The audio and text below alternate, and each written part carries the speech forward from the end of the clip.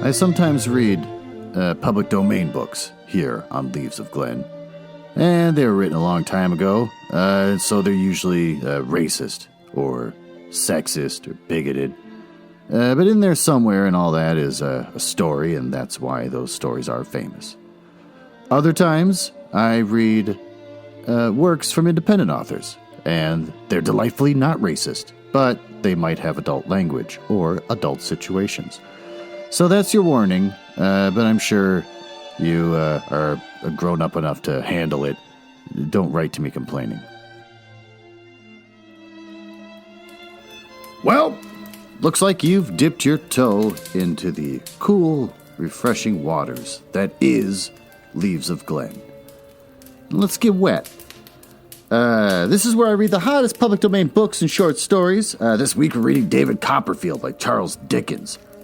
It's the 8th novel that he's published in 1850 and is widely considered his most popular work.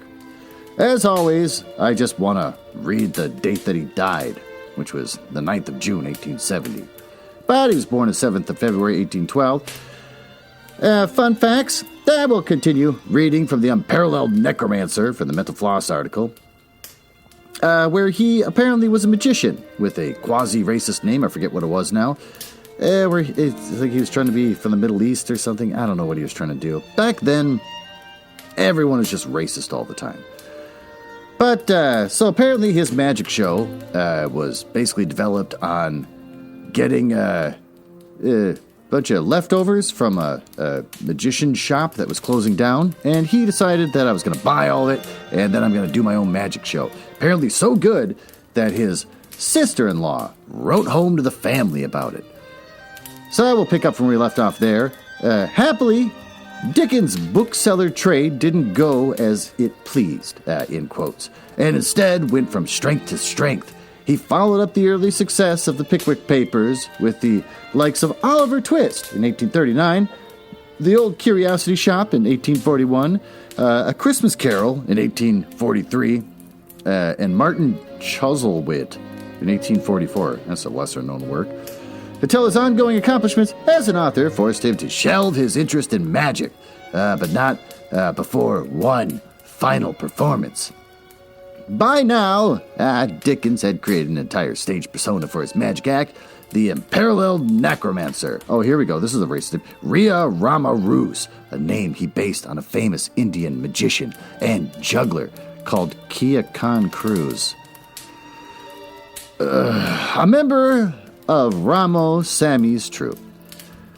And it was in this guise that he staged his last conjuring performance in Bond Church in 1849. The Dickens family had Charles, his wife Kate, and 8 of their eventual 10 children, mother of pearl, arrived on the Isle of Wight in mid-July and stayed with Charles's friend, the Reverend James White, until early October.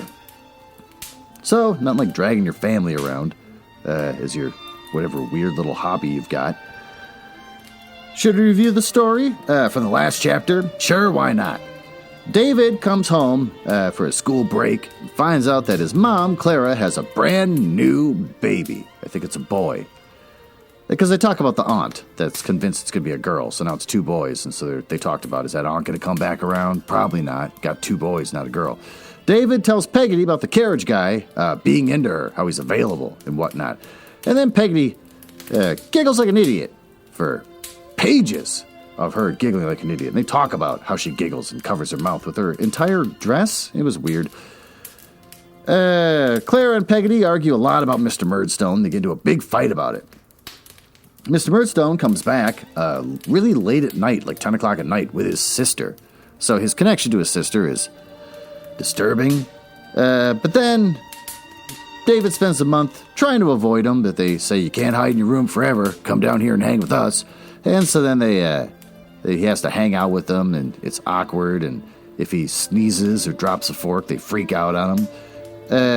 So that's annoying. They complain about him openly while he's sitting in the room. Clara says that the new baby has David's eyes. And the Murdstones, just like Peggotty before them, snaps like a twig and throws a fit and starts arguing. So everyone's yelling at Clara. And then David is just relieved when he finally has to go back to school. Anything anything going on in my life? Unemployment's coming up. Got about a week and a half. I've taken my podcast studio and really decked it out. Oh, thank God, the grandfather clock. So that's pretty much it. I apparently plan on doing a ton of middle-aged, unemployed podcasting.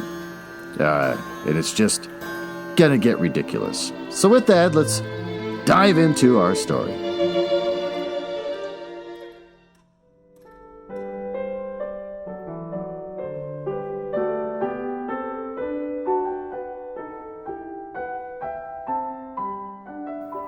Welcome to the library here in the mansion of Leaves of Glen. Yeah, I'm still doing this bit.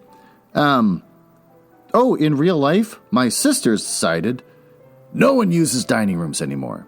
It's a crap room. No one sits in it. No one eats in it. It's not the hub of human life anymore in at least American households. So she said, why don't you just turn it into your personal library? You got 1 million books. We can get some shelves, some comfy chairs, some mood lighting, and you could have this entire library situation, including like a table in the middle of the room that's just for doing homework with like those weird little green lamps that you see in old-fashioned libraries. So I actually have a real library in the mansion in Leaves of Glen, but I'll never record my podcast there. To be honest, I'll just keep sitting in my basement. Chapter 9, I have a memorable birthday.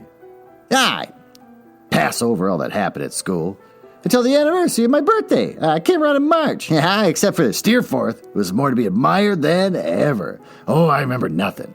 He was going away at the end of the half year, if not sooner, and was more spirited and independent than before in my eyes, and therefore more engaging than before. But beyond this, I remember, nothing.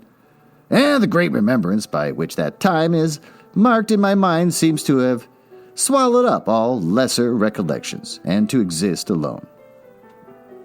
It is even difficult for me to believe that there was a gap of full 2 months between my return to Salem House and the arrival of that birthday. I can only understand that the fact was so, because I know it must have been so. Otherwise, I should feel convinced that there was no interval, and that there one occasion trod upon the other's heels. Oh, how well I recollect the kind of day it was! ! I smell the fog that hung about the place. I see the hoar frost, weird ghostly, though through it, I feel my rimy hair fall clammy on my cheek.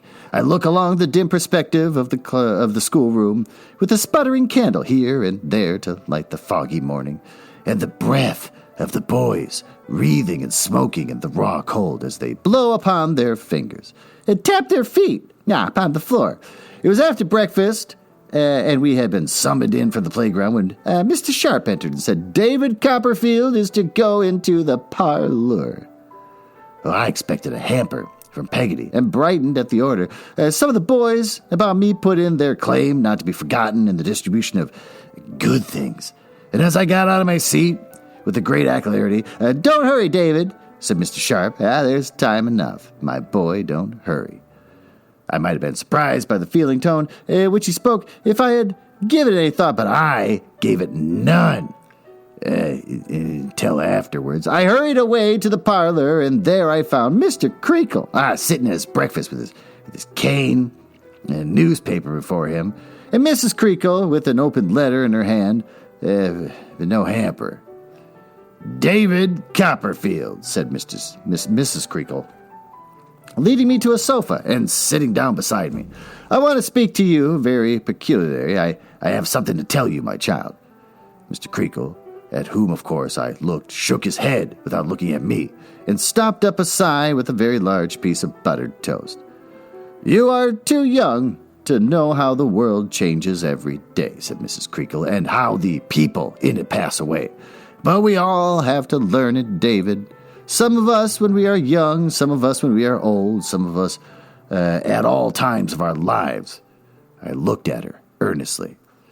When you came away from home at the end of the vacation, said Mrs. Creakle after a pause, were they all, well? After another pause, is your, Mama well?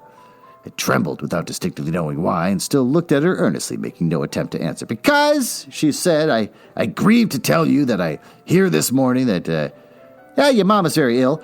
A moist rose between. A moist? Wow, that was a weird turn I just did. It's a mist rose between Mrs. Creakle and me, but I said moist, so that's weird. Mrs. Creakle and me, and her figure seemed to move in it for an instant. Then I felt the burning tears run down my face, and it was steady again. She's very dangerously ill," she added. I knew all now. "She is dead." There is no need to tell me so. I had already broken out into a desolate cry. I love how they build it up with, "She's very ill. Oh, she's real ill. Like, so ill she's dead." It's a pretty weird way of breaking that news. And felt an orphan in the wide world. She was very kind to me. She kept me there all day and left me alone sometimes. And I cried and wore myself to sleep and awoke and cried again. When I could cry no more, I began to think, and then the oppression of my breast was heaviest, and the grief of dull pain was no ease for. And yet my thoughts were idle, not intent on the calamity that weighed upon my heart, but idly loitering near it. I thought of our house, shut up and hushed. I thought of the little baby, who, Mrs. Creakle said, had been pining away for some time, and who they believed would die too. Oh, Jesus. And I thought of my father's grave in the churchyard by our house, and of my mother lying there beneath the tree I knew so well. I stood upon a chair when I was left alone and looked into the glass to see how red my eyes were, and how sorrowful my face, I considered. After some hours are gone, if my tears were really hard to flow now, as they seemed to be, what in connection with my loss it would affect me most to think of when I drew near home, for I was going home to the funeral. I am sensible of having felt a dignity attached to me among the rest of the boys, and that I was important in my affliction. If ever a child was stricken with sincere grief, I was, but I remember that the importance was a kind of satisfaction to me when I walked to the playground that afternoon while the boys were in school. And when I saw them glancing at me out of the windows as they went up to their classes, I felt distinguished and looked more melancholy and, walked a little slower. And when school was over, and when they came out and spoke to me, I felt it rather good myself not to be proud to any of them, and to take exactly the same notice of them all as before. I was to go home the next night, not by the mail, but by the heavy night coach, which was called the Farmer, and was principally used by the country people traveling short, intermediate distances upon the road. We had no storytelling that evening, and Traddles insisted on lending me his pillow. I don't know what good he thought it would do for me, but after I had one of my own. But it was all that he had to lend, poor fellow, except a sheet of letter paper full of skeletons. Poor Traddles. He is absolutely the hero of this story. He's a kind-hearted kid that's never a snitch, but he has such demons he's constantly drawing skeletons everywhere all the time. And that he gave me, at parting, as a soother of my sorrows, a contribution to the peace of my mind. I left Salem House upon the morning afternoon, and I left a little thought when that I left and never to return. We traveled very slowly at night and did not get into Yarmouth before 9 or 10 o'clock in the morning. I looked out for Mr. Barkis, but he was not there. And instead of him, a fat, short, winded, married-looking little old man in black, with rusty little bunches of ribbons at the knees of his breeches, black stockings, and a broad-rimmed hat, came puffing up the coach window and said, "Master Copperfield?" "Yes, sir."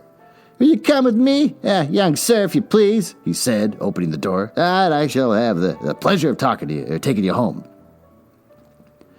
I put my hand in his, wondering who he was, and we walked away to a shop in a narrow street on which was written, "Omer Draper Taylor Hadabasher Funeral Furnisher," etc. It was a close and stifling little shop, full of all sorts of clothing, made and unmade, including one window full of beaver hats and bonnets, and we went to a little black parlor behind the shop, where we found 3 young women at work on a quantity of black materials, which were heaped upon the table and were bits and cuttings of which were littered all over the floor. There was a good fire in the room, and a breathless smell of warm black crepe. And I did not know what the smell was then, but I know now. 3 young women, who appeared to be very industrious and comfortable, raised their heads to look at me, and then went on with their work. Stitch, stitch, stitch. At the same time, there came from the workshop across the little yard outside the window a regular sound of hammering that kept a kind of tune. Rat, tat, tat, rat, tat, tat, rat, tat, tat, without any variation. "Well," said my conductor to one of the 3 young women, "how do you get on, Minnie?" "We should be ready by the trying on time," she replied gaily without looking up. "Don't you be afraid, Father." Mr. Almar took off his broad-brimmed hat and sat down and panted. He was so fat that he was obliged to pant some time before he could say, "That's right." "Father," said Minnie playfully, "what a porpoise you do grow." "It is porpoise. It says porpoise. What a porpoise you do grow." "Well, I don't know how it is, my dear," he replied, considering about it. "I am rather so." "You are such a comfortable man." "You see," said Minnie, you take things, so easy." "No use taking them otherwise." "My dear," said Mr. Omer. "No, indeed," returned his daughter. "We are all pretty gay here, thank heaven. Ain't we, Father?" "Oh, I hope so, my dear," said Mr. Omer. "As I got my breath now, I think I'll measure this young scholar." "What?" "Would you walk into the shop, Master Copperfield?" "Oh, measure him for a suit. Got it."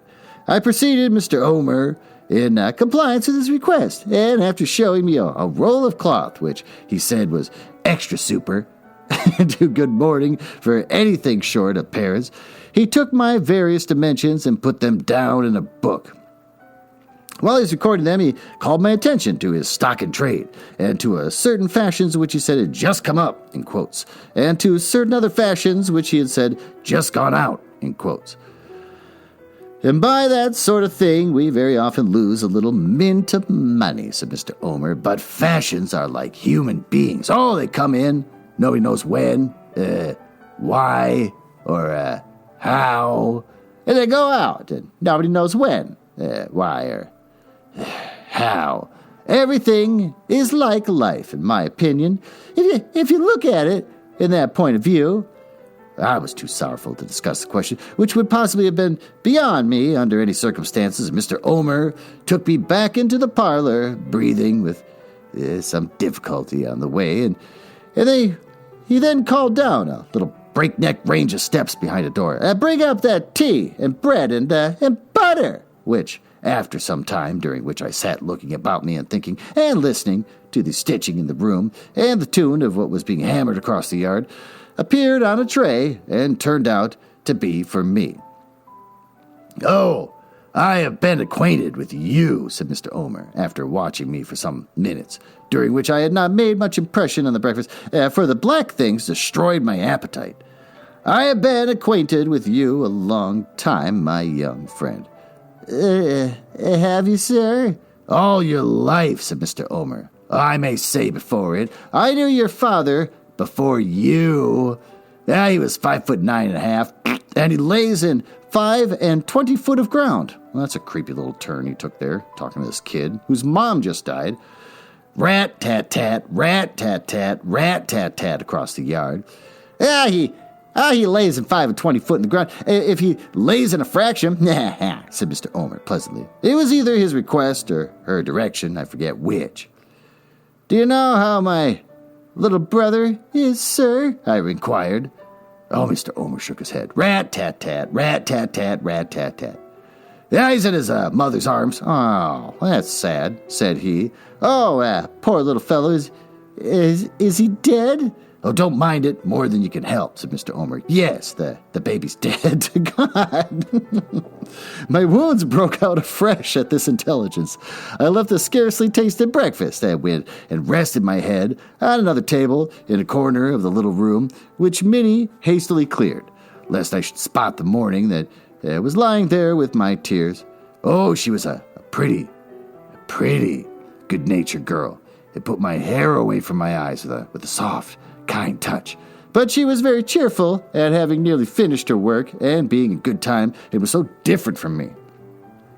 Presently, the tune left off, and a good-looking young fellow came across the yard into the room. He had a hammer in his hand, and his mouth was full of little nails, which he was obliged to take out before he could speak. "Well, Joram," said Mr. Omer, how do you get on?" "Oh, all right," said Joram. "Done, sir." Minnie colored a little, and the other two girls smiled at one another. "What? You were at it by candlelight last night when I was at the club then, were you?" said Mr. Omer, shutting up one eye. "Yes," said Joram. "As you said, we could make a little trip of it and go over together if it was done, Minnie and me and you." Oh, I thought you were going to leave me out altogether," said Mr. Omer, laughing till he coughed. "How do I do it?"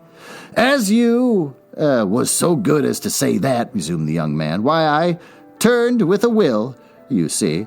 Will you give me your opinion of it?" "Oh, I will," said Mr. Omer, rising. "My dear," he said, stopped and turned to me. Would you like to see your—" "No, father," Minnie interposed. "I thought it might be agreeable, my dear," said Mr. Omer, "but perhaps you're right. I can't say how I knew it was my dear, dear mother's coffin that they went to look at.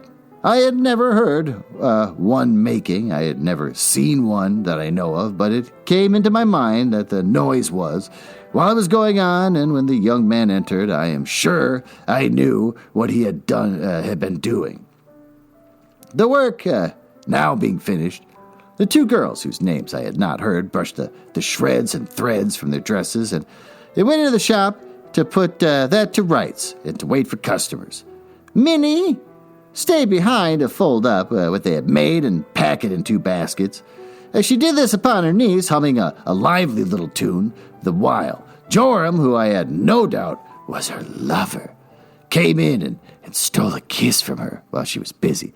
He didn't appear to mind me at all, and said her father was gone for the chase, and he must make haste and get himself ready. Then he went out again. Then she put her thimble and scissors in her pocket and stuck a needle, threaded with black thread, neatly in the bosom of her gown, and put out her outer clothing smartly at a little glass behind the door, in which I saw the reflection of her pleased face. All this I observed sitting at the table in the corner with my head leaning on my hand and my thoughts running on very different things. The chase soon came round to the front of the shop, and the baskets being put in first, I was put in next, and those 3 followed. I remember it was a kind of half chase cart, half pinafore van, painted with a somber color and drawn by a black horse with a long tail. Oh, there was plenty of room for us all. I do not think I have ever experienced so strange a feeling in my life. I am wiser now, perhaps, as that being with them, remembering how they had been employed, and seeing them enjoy the ride. I was not angry with them. I was more afraid of them, as if I were cast away among creatures with whom I had no community of nature. They were very cheerful, and the old man sat in front to drive, and the 2 young people sat behind him, and whenever he spoke to them, he leaned forward, and one on one side of his chubby face, and the other on the other. He made a great deal of them. They would have talked to me too, but I have held back and moped in my corner, scared by their love-making and hilarity, though it was far from boisterous, and almost wondering that no judgment came upon them for their hardness of heart. So when they stopped to bait the horse, and ate and drank and enjoyed themselves, I could touch nothing that they touched, but kept my fast unbroken. For when we reached home, I dropped out of the chaise behind, and quickly as possible, that I might not be in their company before those solemn windows, looking blindly on me like closed eyes once bright. And oh, how little need I had to think that they would move me to tears when I came back, seeing the window of my mother's room, and next it that which, in the better time, was mine. I was in Peggotty's arms before I got to the door, and she took me into the house. Her grief burst out when she first saw me, and she controlled it soon and spoke in whispers, talked softly, as if the dead could be disturbed. She had not been in bed, I found, for a long time. She sat up nights still and watched. As long as her poor dear Pretty was above the ground, she said she could never desert her. Mr. Murdstone took no heed of me, and when I went to the parlor where he was, but sat by the fireside, weeping silently and pondering in his elbow chair, Miss Murdstone, who was busy at her writing desk, which was covered with letters and papers, gave me her cold fingernails and asked me in an iron whisper if I had been measured for my mourning. I said, yes. And your shirts? Said Miss Murdstone. Have you brought 'em home? Yes, ma'am. I have brought home all my clothes. This was all the consolation that her firmness administered to me. I do not doubt that she had a choice, pleasure in exhibiting what she called her self-command and her firmness and her strength of mind and common sense, the whole diabolical catalog of her unnameable qualities, which, on such an occasion, she was particularly proud of her turn for business, and she showed it now, in reducing everything to pen and ink, and being moved by nothing. All the rest of the day, from morning to night afterwards, she sat at that desk, scratching composedly with a hard pen, speaking the same imperturbable whisper to everybody, never relaxing a muscle of her face or softening a tone of her voice, or appearing with an atom of her dress astray. Well, with that, let's take a little break and we'll retire into the master bedroom, where I will let you know about a new and upcoming romance novel.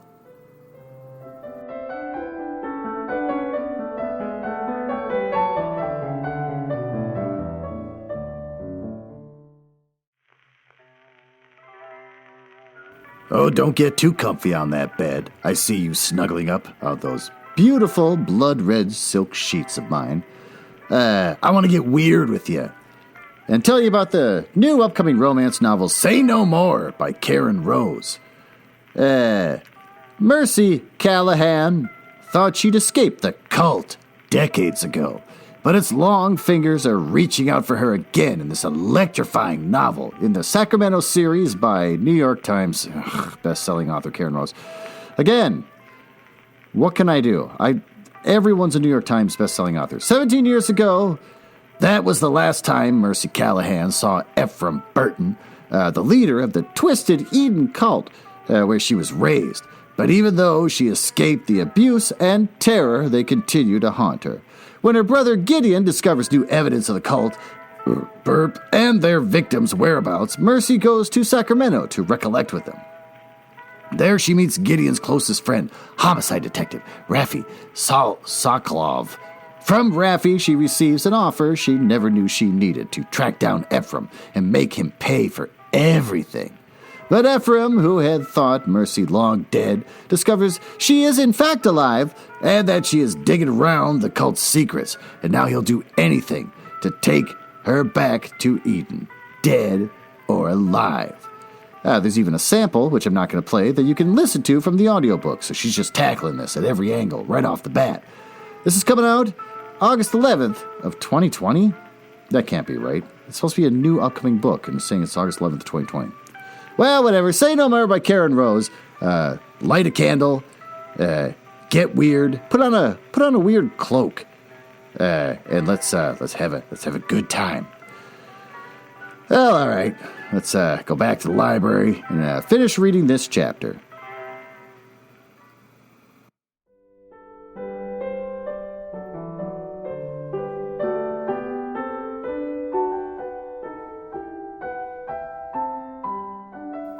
Well, all right, let's get back into this super depressing story about how nobody cares about this little boy's misery. Her brother took a book sometimes, but never read it that I saw.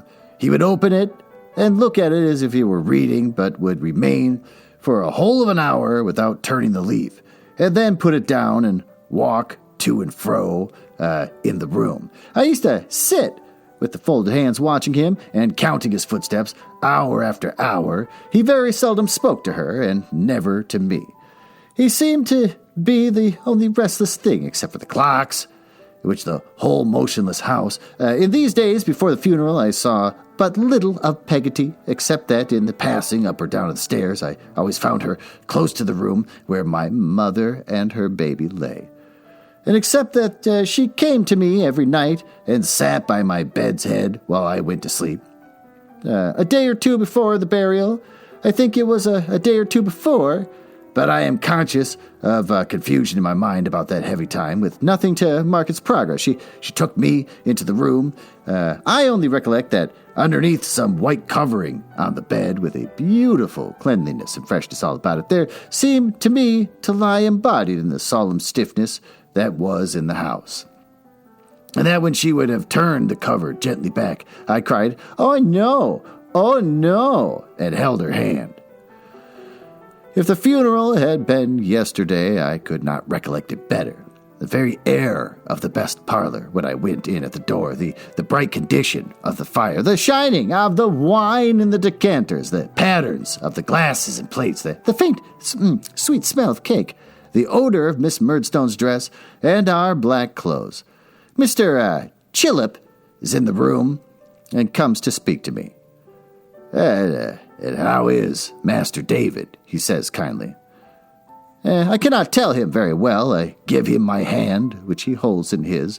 "Dear me," says Mr. Chillip, meekly smiling, with something shining in his eye. "Our little friends grow up round us. They grow out of our knowledge. Ma'am," this is to Miss Murdstone, who makes no reply. "There is a great improvement here, ma'am," says Mr. Chillip. Miss Murdstone merely answers with a frown and a formal bend. Mr. Chillip, discomforted, goes into a corner, keeping me with him, and opens his mouth no more. I remark this because I remark everything that happens. Not because I care about myself or have done since I came home. And now the bell rings to sound, and Mr. Omer and another come to make us ready. As Peggotty was wont to tell me long ago, the followers of my father to the same grave were made ready in the same room. There are Mr. Murdstone, our neighbor, Mr. Graper, Mr. Chillip, and I.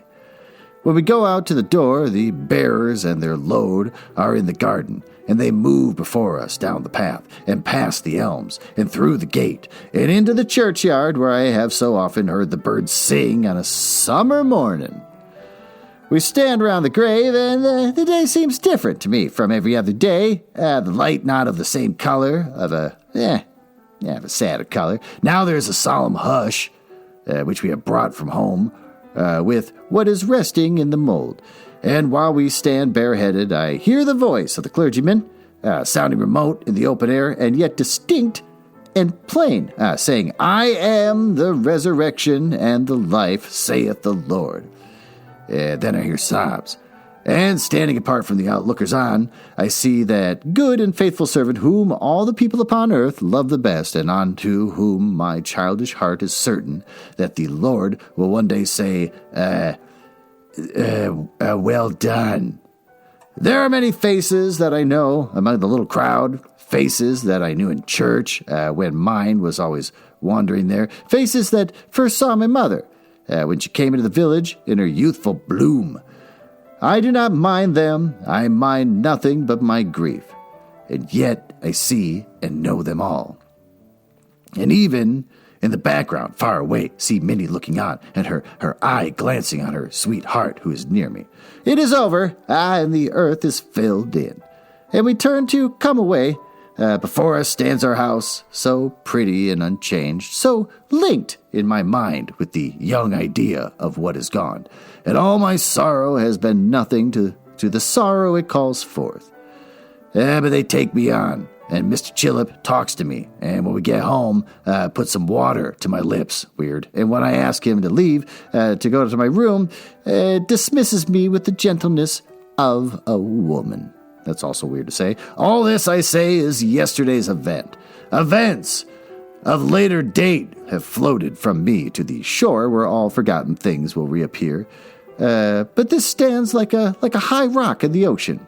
I knew that Peggotty would come to my room, the Sabbath stillness of time, the day so like Sunday. I had forgotten that. It was suited to us both. Oh, she sat down by my side upon my little bed, and holding my hand, and sometimes putting it to her lips, sometimes smoothing it with hers, as she might have comforted my little brother, told me in her way all that she had to tell concerning what happened.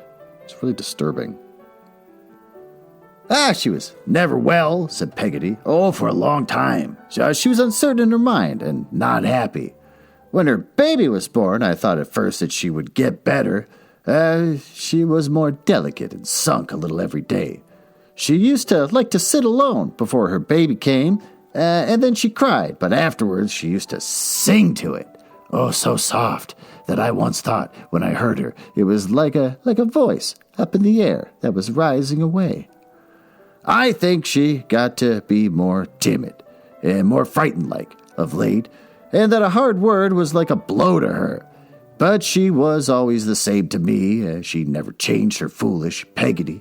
Didn't my sweet girl? Here Peggotty stopped and softly beat upon my hand a little while. The last time that I saw her like her own old self was the night when you came home, my dear. The day you went away, she said to me, I shall never see my pretty darling again. Something tells me so. That tells the truth. I know. She tried to hold up after that. Many a time, when they told her that she was thoughtless and light-hearted, made me believe to be so. But it was all a bygone then. She never told her husband what she had told me. She was afraid of saying it to anybody else, till one night, a little more than a week before it happened, when she said to him, My dear, I think I am dying.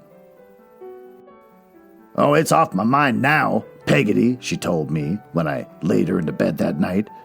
He will believe it more and more, poor fellow, every day for a few days to come, and then it will be past. I am very tired. If this is sleep, sit by me while I sleep, and don't leave me. God bless both my children. God protect and keep my fatherless boy. I never left her afterwards, said Peggotty. Oh, she often talked to them, two downstairs, for she loved them.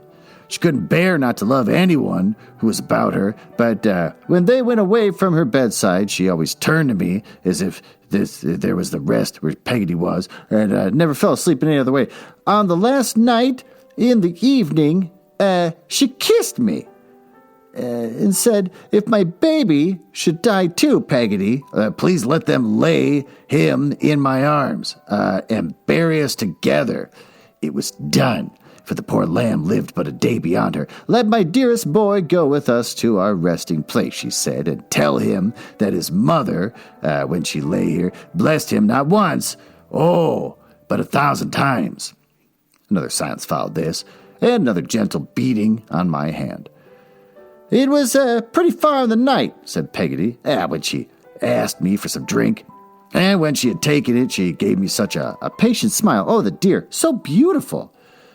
Daybreak had come, and the sun was rising, when she said to me, oh, how kind and considerate Mr. Copperfield had always been to her, and how he had borne with her and told her, when she doubted herself, what a loving heart was better and stronger than wisdom, and that he was a happy man in hers. Peggotty, my dear, she said then, put me near to you, for she was very weak. Lay your good arm underneath my neck, she said, and turn me to you, for your face is going far off, and I want it to be near. I put it as she asked, and oh, Davy, by the time she had come, when my first parting words to you were true, when she was glad to lay the poor head on her stupid cross old Peggotty's arm, she died like a child that had gone to sleep! ! Thus ended Peggotty's narration. From the moment of my knowing to the death of my mother, the idea of her, as she had been of late, had vanished from me. I remembered her from that instant only as the young mother of my earliest impressions, who had been used to wind her bright curls round and round her finger, and to dance with me at twilight, in the parlor. What Peggotty had told me now was so far from bringing me back to the later period that it rooted the earlier image in my mind. It may be curious, but it's true. In her death, she winged her way back to her calm, untroubled youth, and canceled all the rest. The mother, who lay in the grave, was the mother of my infancy. The little creature in her arms was myself, as I had once been, hushed forever on her bosom.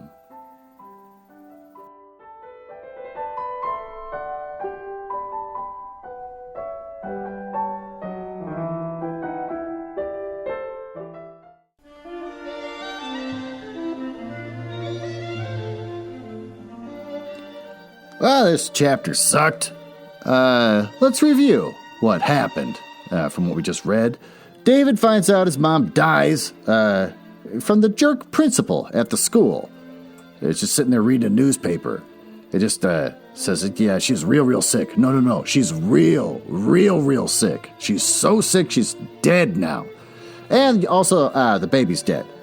So he gets to go home, which is awkward. And then he has to hang around the Murdstones that don't talk to him or seem to care too much about the dead mom. They're just kind of waiting for this weird tradition of burying dead people just get over with. And then afterwards, Clara kind of can't stop bragging about being there when Mom died. Just really going into it, just milking it.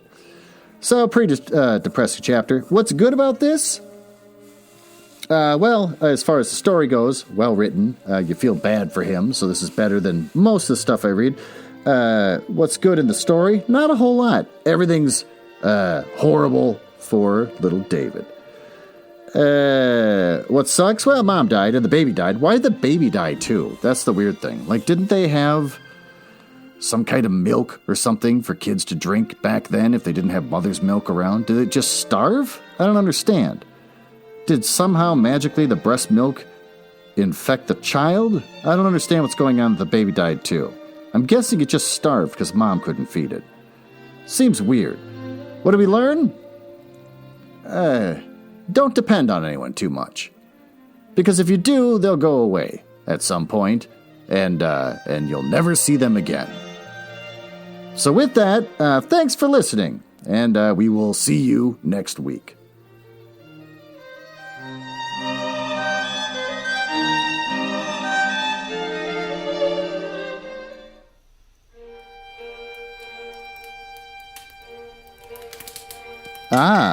Well, it appears you found me in the part of the podcast I hate the most, where I tell you all about the places on the internet where you can find me. You can tell I hate this because of the sound effects making it sound like a stormy night in the drawing room of the damned. Now, there's that. Are you cool? I like cool people. It's the reason why I got involved in this business to begin with, just to meet cool people. Not losers. So if you're cool, feel free to go over to my website, nuzzlehouse.com. You can see a backlog of everything I've ever read, along with episodes from the Book Boys and blah, blah, blah. You can also find me on Instagram, which is House Nuzzle.